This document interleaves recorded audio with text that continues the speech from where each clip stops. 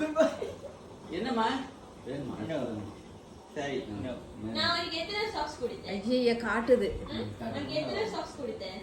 Finish. ஆனா உனக்கு ஏன் ஒன்னே சாக்ஸ் வேணும், வேணும்? ஒன்னே வேணும். வேணும். கட்டப்படாது.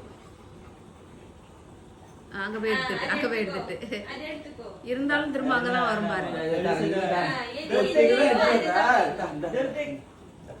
வேணுமா?